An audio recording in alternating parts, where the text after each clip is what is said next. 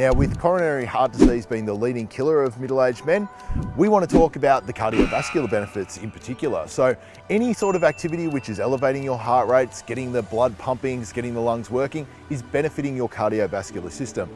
Now, that's going to do a lot to bring down a lot of the risk factors of cardiovascular disease and coronary heart disease. Things like blood pressure, cholesterol ratios, and even blood sugar levels are going to come down as a result. That's obviously going to put you in a state of much better health and reduce your risk of coronary heart disease significantly. Now, we have mentioned that coronary heart disease, cardiovascular disease, is the biggest killer of men in Australia. What does that actually mean? Well, coronary heart disease involves the build-up of plaque, which is a waxy-like substance, on your coronary arteries. Now, these arteries provide oxygen-rich blood to the heart. And if this coronary artery becomes blocked, it can rupture. If it can rupture, then a blood clot can form and you can have a heart attack.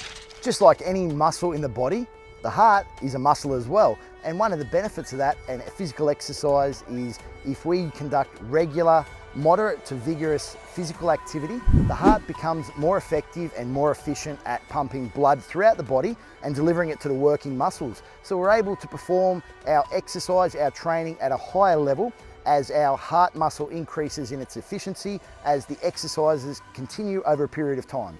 Not only are you going to deliver more oxygen to the muscle, you're also going to deliver more oxygen to the brain. So as a result, in the long term, you'll probably find yourself thinking clearer, having more focus, and all those sorts of benefits as well. The lowering of blood sugar levels is going to reduce the incidence of diabetes and pre-diabetes-like conditions. The host of benefits are incredibly broad, and we could talk about them for hours. So like Scott mentioned, training regularly, physical activity where we're working our cardiovascular system, it's one of the best things we can do to actually reduce blood pressure.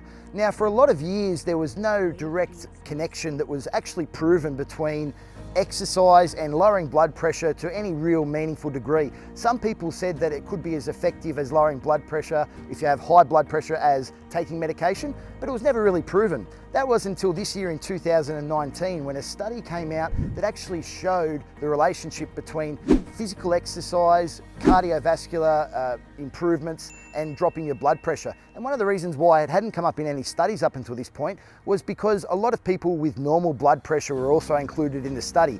If you exercise and you have normal blood pressure, it's not going to have too many benefits in improving that reading anymore because you're already within a healthy range. However, if you have high blood pressure, it has been shown now in 2019 that exercise can be as effective as medication in reducing high blood pressure.